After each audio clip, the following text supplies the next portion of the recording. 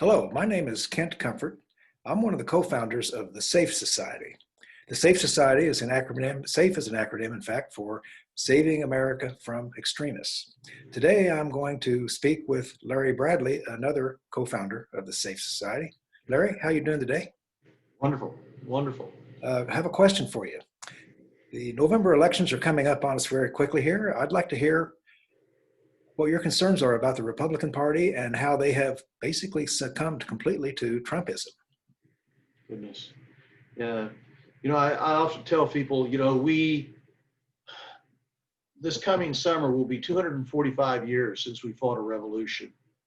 We fought the revolution to get rid of kings and queens, princes and princesses, dukes and duchesses, and the system of feudalism with its economic monopoly that turned people into economic serfs and with its theocracy. So that, whatever religion the king was, you were supposed to be that religion too. Right. And what concerns me is that we have a Republican Party who is trying desperately to bring those things back to us. That is not what we are supposed to be all about. When we freed ourselves from England, we said we had a little false start there with the Articles of Confederation, and then we established the Constitution. And as you recall, we divided power, and we did that because the founders had just fought a war to get rid of kings and queens, etc. Okay, and they did not want to set up a government structure that would allow someone to behave as a king. That was one of their most extensive discussions they had in forming the Constitution. So the divided authority between the executive branch, the legislative branch, and the judicial branch. And what we're seeing now is a Republican Party who's trying to overcome all that.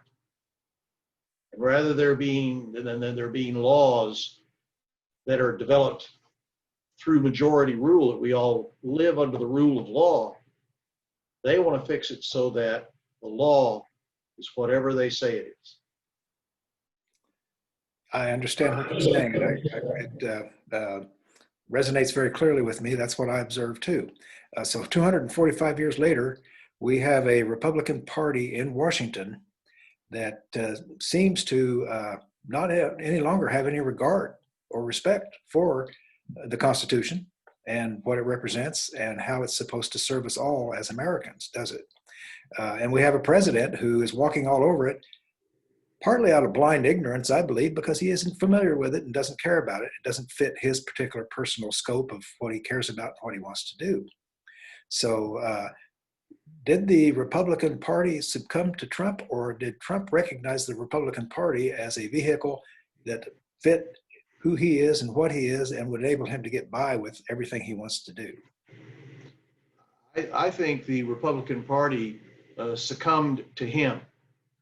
Okay, they wanted power so badly.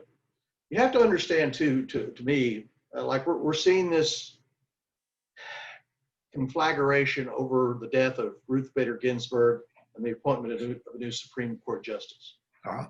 And you have to understand that the membership of the Republican Party is deeply, deeply frustrated. And the reason for their frustration is their inability to persuade the majority of us to ban abortion.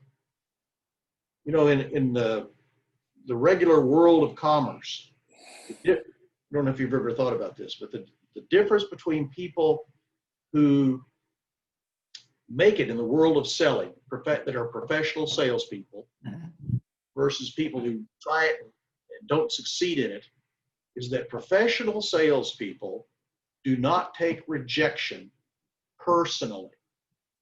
If someone says no to them, they think that what's being said no to is not them personally, it's being said to their offer. And so they simply move on to someone else to present their offer to. Does that make sense? Sure.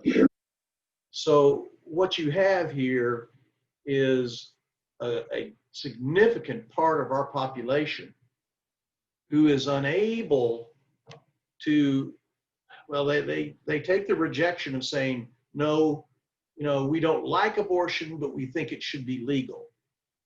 They take that rejection of their position that abortion should be illegal personally. It's a personal rejection for them. And so what they're saying is, if I can't persuade you that abortion should be illegal, then I will do whatever is necessary to take over the functions of government so that I force you into making abortion illegal. Sure. So even though polls today, 55, 60, 70% of Americans, when you ask them, should it be legal or not, they say yes. That means only 30, 35, at worst, 40% of Americans think that it should be illegal, that it should be banned. Okay. But the minority is trying to dictate to the majority. Yes. Well, the folly of the abortion issue, since you mentioned that, because it's an important one, the folly of that being a political football, a political issue, is you can't find anybody that is for having an abortion. Why would anybody ever want to do that? And no one does. But it goes beyond the specific act of getting an abortion and really reaches into controlling the life and the decisions of women in difficult circumstances. And that's unacceptable. Exactly. Yeah.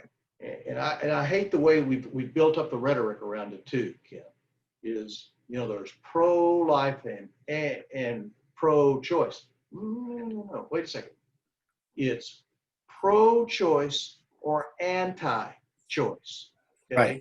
Right. Let's not mix the two things here. You're either pro-choice or you are anti-choice. Mm-hmm. And if you are anti-choice, then you are anti-freedom. Right.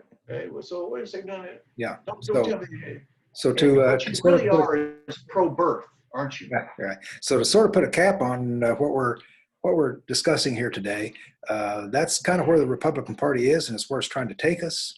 And it's going to be so important November 3rd that our voices get heard and that people turn out in huge numbers to make a clear statement. We just can't go this direction. Exactly. Yeah. We don't want. Right. We didn't want kings and queens 245 years ago. Right. We don't want kings and queens now. Absolutely not. Well, Larry, this is very good. Thank you very much for your time. Appreciate your comments and your thoughts. Thank you. Appreciate talking with you.